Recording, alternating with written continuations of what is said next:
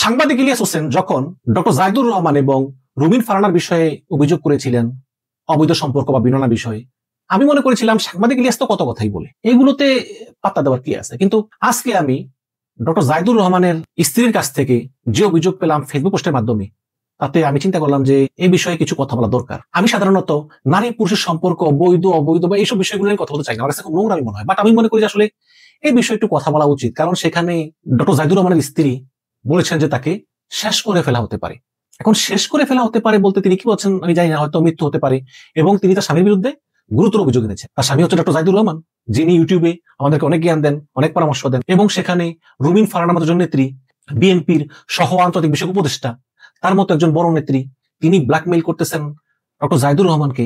জাহিদুর রহমান হুমকি দিচ্ছেন, এটা শুনে আবার স্ট্রোক করতেছেন আবার তার শ্বশুর। মানে খুবই একটা বিকৃত কাহিনী, খুবই করুণ কাহিনী। দর্শক, আসলে আমরা যাদেরকে আসলে খুব ভালো মনে করি, জ্ঞানী মনে করি, তাদেরও কিন্তু একটা অন্ধকার দিক আছে। আমি একটু আপনাদেরকে পড়ে শুনাই। ডক্টর জাহিদুর রহমানের স্ত্রীর নাম হচ্ছে আনা নাসরিন। তিনি একটা ফেসবুক পোস্ট দিয়েছেন, সেটা হচ্ছে যে 21শে জুন 2025, মানে জুন মাসের 21 তারিখে 2025 তিনি বলেছেন যে আমাকে একটি অজ্ঞাত ফেসবুক আইডি থেকে জানানো হচ্ছে যে একজন প্রভাবশালী নেত্রীর কাছে আমার স্বামীর একটি ব্যক্তিগত ভিডিও রয়েছে। মানে প্রভাবশালী নেত্রী মানে রুমিন ফারহানার কথাই বলেছে। অভিযোগ করা হয় যে উক্ত ভিডিও ব্যবহার করে তিনি দীর্ঘ কয়েক বছর যাবত আমার স্বামীর কাছ থেকে বিভিন্ন অনৈতিক সুবিধা আদায় করেছেন। সংসদের হ্যান্ড গ্লাস লেখা, হ্যান্ড গ্লাস কি জানি না, হ্যান্ড গ্লাস লেখা থেকে শুরু করে বিদেশি দূতাবাসে চাপ সৃষ্টি করে ইনভাইটেশন, এমনকি আরো কিছু বিষয় যা উচ্চারণ করাও শিষ্টাচার বহির্ভূত। সেই অজ্ঞাত আইডির দাবি আমার স্বামীর একটি পরকীয়ার ভিডিও তার নিজের কাছেও আছে। এই কথা জানার পরে আমার স্বামী ধারণা পোষণ করেন, স্বামী জাহিদুর রহমান আর কি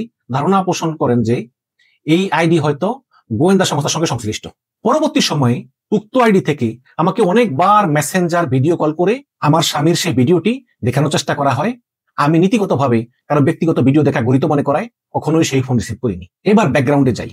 গত বছরের 6 এপ্রিল বা 7 এপ্রিল আমার স্বামী ডক্টর জাহিদুর রহমান স্বীকার করেন যে তার একটি ব্যক্তিগত ভিডিও তার এক প্রাক্তন প্রেমিকার মাধ্যমে একজন প্রভাবশালী নেত্রী হস্তগত করেন, মানে রুমিন ফারহানা। 2019 সাল থেকে আমার স্বামী বারবার কথাবার্তা এবং আচরণে জিম্মিত্বের বিবিধ ইঙ্গিত দিয়ে আসছেন। মানে 19 সাল থেকেই আমার স্বামী জাহিদুর রহমান বলতেছেন যে তার একটা ব্যাপার আছে, এটাতে সে আসলে জিম্মি যে কোনো একজনের কাছে। 2025 সালের 21 জানুয়ারি ব্রেনের আয়োজনে বাংলা একাডেমির একটি আলোচনা সভায় আমার স্বামী ডক্টর জাহিদুর রহমান একজন প্রভাবশালী নেত্রীর চাপের কথা বলে আমাকে উক্ত অনুষ্ঠান না যেতে বোঝানোর চেষ্টা করেন, এবং পরবর্তীতে তিনি নিজেও উক্ত আলোচনা সভা থেকে বিরত থাকেন। এই ঘটনা জানার পর আমার বড় ননদ ঘটনার ভয়াবহতা অনুমান করতে পেরে অফিসে থাকা অবস্থায় একটা মাইল্ড হার্ট অ্যাটাক আক্রান্ত হন এবং 2 দিন আইসিইউতে চিকিৎসাধীন ছিলেন। মানে ছোট ভাইয়ের এই ভিডিও বা অতীত কালো ইতিহাস এটা জানার পরে ডক্টর জাহিদুর রহমানের বড় বোন হার্ট অ্যাটাক করেন এবং 2 দিন আইসিইউতে থাকেন।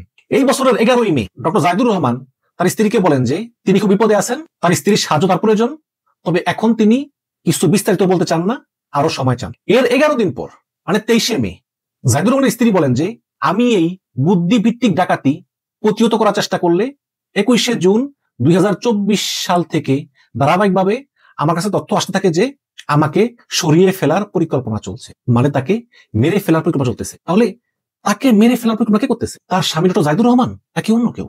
যাই হোক, এরপর 5 জুলাই 2025 এই ঘটনা জানার পরে, মানে এই যে তাকে সরিয়ে ফেলা হবে, মানে ডক্টর জাহিদুর রহমানের স্ত্রীকে সরিয়ে ফেলা হবে, এই ঘটনা জানার পরে ডক্টর জাহিদুর রহমানের শ্বশুর স্ট্রোক করেন এবং 5 দিন তিনি সিএমএইচে চিকিৎসাধীন ছিলেন। এর 6 দিন পরে 11 জুলাই আমি জিডি করার কথা বললে আমার স্বামী মিডিয়ার ট্রায়ালের ভয়ে আমাকে নিবৃত্ত করেন।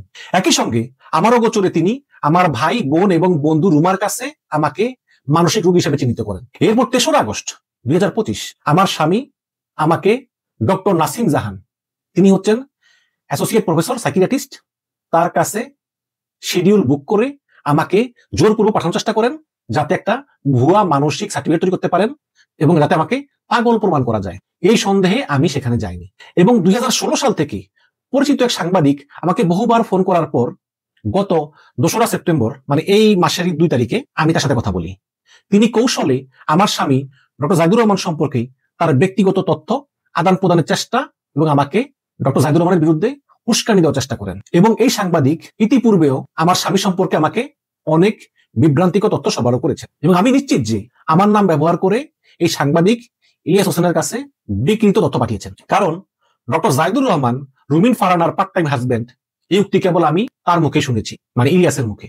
এর পরিপ্রেক্ষিতে ইলিয়াস হোসেন 5 সেপ্টেম্বর 2025 তারিখে একটা আপত্তিকর ভিডিও বানান, যেখানে আমার স্বামী জাহিদুর রহমানকে চারিত্রিকভাবে লাঞ্ছিত করার চেষ্টা করা হয়েছে। এরপর 7 সেপ্টেম্বর ইলিয়াস হোসেন তার নিজের ফেসবুক পেজে পোস্ট করে লিখেন যে অপেক্ষা করুন, কাজ চলছে। এর মাধ্যমে তিনি একাধিক ভিডিও প্রকাশের ইঙ্গিত দেন। মানে ইলিয়াস বলতেছেন যে তার কাছে জাহিদুর রহমানের একাধিক ভিডিও আছে, অথচ আমার জানা মতে আমার স্বামীর মাত্র একটা ভিডিও বিদ্যমান। আমার সমস্ত তথ্য, প্রমাণ, বিবৃতি, পার্সোনাল জার্নাল এ টাইম স্ট্যাম্প সহ সংরক্ষিত এবং আমার আইনজীবীর কাছে জমা রয়েছে। এরপর 8 সেপ্টেম্বর আমাকে জানানো হয় যে একদল এডিটর নকল ছবি ভিডিও তৈরি করতেছে, যা ইলিয়াস হোসেনের মাধ্যমে প্রচার করা হবে। এরপর 13 সেপ্টেম্বর আমাকে জানানো হয় যে আমার স্বামীকে আক্রমণের ষড়যন্ত্র চলতেছে। তো আমি সেই সাংবাদিককে আইনি দায়বদ্ধতার বিষয়ে সতর্ক করলে উক্ত সাংবাদিক নিজে দেওয়া স্বীকার করেন। আজ আমি যখন ইলিয়াস হোসেন এবং উক্ত সাংবাদিকের বিরুদ্ধে, মানে আজকের ঘটনা, ডক্টর জাহিদুর রহমানের স্ত্রী বলতেছেন যে আজ আমি যখন ইলিয়াস হোসেন এবং উক্ত সাংবাদিকের বিরুদ্ধে সংশ্লিষ্ট আইনে মামলা করতে চাই, তখন আমার স্বামী ডক্টর জাহিদুর রহমান আমার বড় ভাইকে হোয়াটসঅ্যাপে কল করে বলেন যে যদি মামলা করি তাহলে তিনি আমাকে ডিভোর্স দিবেন। এতে আমার দৃঢ় ধারণা হয় যে সত্যি হয়তো ইলিয়াস হোসেনের কাছে এমন কোন গোপন ভিডিও বিদ্যমান, যা ব্যবহার করে একজন প্রভাবশালী নেত্রী রুমিন ফারহানা আমার স্বামীর রাজনৈতিক মতামত নিয়ন্ত্রণ করতেছেন।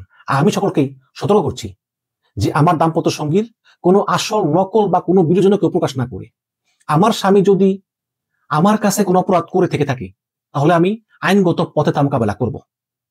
কোন সাংবাদিক বা জনগণের কাছে আমি বিচার প্রার্থনা করব না এবং করিও নি কোনোদিন।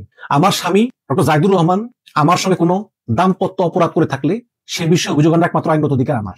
কারণ ব্যক্তিগত ভিডিও ধারণ, সংরক্ষণ এবং প্রচার প্রকাশ দণ্ডনীয় অপরাধ। আমি বিশ্বাস করি যৌন গোপনীয়তা কেবল নারীর অধিকার নয়, পুরুষের সমান অধিকার।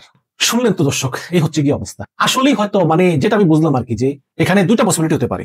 এক হচ্ছে ডক্টর জাহিদুর রহমানের সঙ্গে রুমিন ফারহানার সম্পর্ক ছিল হয়তো অতীতে কোনো এক সময়, অথবা হয়তো ডক্টর জাহিদুর রহমানের সঙ্গে এমন একটা মেয়ের সম্পর্ক ছিল এবং সেখানে কিছু গোপন ভিডিও করা হয়েছে, যে ভিডিওটা ডক্টর জাহিদুর রহমানের ওই সাবেক প্রেমিকা রুমিন ফারহানার কাছে হস্তগত করেছে। আবার এমনও হতে পারে যে রুমিন ফারহানা নিজেই ডক্টর জাহিদুর রহমানের প্রেমিকা ছিল এবং রুমিন ফারহানার কাছে ডক্টর জাহিদুর রহমানের ভিডিও আছে। তো এগুলো কোনোটা কিন্তু আমার কথা না, এগুলো আমি ডক্টর জাহিদুর রহমানের স্ত্রী এনা নাসরিন, সেই এনা নাসরিনের ফেসবুক পোস্ট থেকে আমি শেয়ার করলাম। দর্শক, আসলে একটা মানুষের জীবন অনেক ধাপ থাকে, একটা ধাপ থেকে একটা ধাপ, সেই ধাপ থেকে একটা ধাপ। তো জীবনের কোনো এক পর্যায়ে হয়তো কোন একটা মেয়ের সঙ্গে সম্পর্ক হয়েছে, সেই সম্পর্ক রুমিন ফারহানা হতে পারে বা অন্য কেউ হতে পারে, এবং সেই সময় একটা ভিডিও করা হয়েছে। সেই ভিডিও দিয়ে একটা মানুষকে বছরের পর বছর ব্ল্যাকমেইল করতেছে, দিনের পর দিন ব্ল্যাকমেইল করতেছে। ব্ল্যাকমেইল করে এই যে বলতেছেন যে রুমিন ফারহানা ব্ল্যাকমেইল করে নাকি ওই যে সংসদের বিভিন্ন কাজকর্ম করায়, যখন এমপি ছিল দূতাবাসের ইনভাইটেশনের আদায় করে নেয়, কত কথাবার্তা। আমি জানি না সত্য কিনা, কিন্তু আমি শুধু এই এনা নাসরিনের ফেসবুক পোস্টটা আপনাদেরকে পড়ে শোনালাম। কমেন্টে লিঙ্ক দিয়ে দেবো, আপনারাও পড়ে দেখতে পারেন যে আসলে কি চলতেছে। দর্শক, কি আর বলবো, কিছু বলার নেই। আপনারা কমেন্টে জানাবেন আর কি, যে আপনারা কি ভাবছেন। যে স্ত্রী অভিযোগ করতেছে ডক্টর জাহিদুর রহমান তাকে ডিভোর্স দেওয়ার হুমকি দিচ্ছেন, তাকে সরিয়ে ফেলতে চাইছেন, এরকম নানান অভিযোগ। ডক্টর জাহিদুর রহমান আমার একজন আইডল, আমি তার ভিডিও প্রায় প্রতিদিন দেখি। তার মতো একজন লোকের কাছ থেকে আমি এটা আশা করিনি। এই বর্তমান ইউনূস সরকার তাকে আবার বিসিএস এর ভাইবা বোর্ডের সদস্য নিযুক্ত করেছে এবং তিনি একটি সংস্কার কমিশন সদস্য ছিলেন। তো এত কিছুর পরেও এই ধরনের একটা ব্যক্তির বিরুদ্ধে তার স্ত্রী অভিযোগ করবে, এরকম অভিযোগ, এটা আসলে গ্রহণযোগ্য না। আপনারা কি ভাবছেন কমেন্টে জানাবেন। ধন্যবাদ।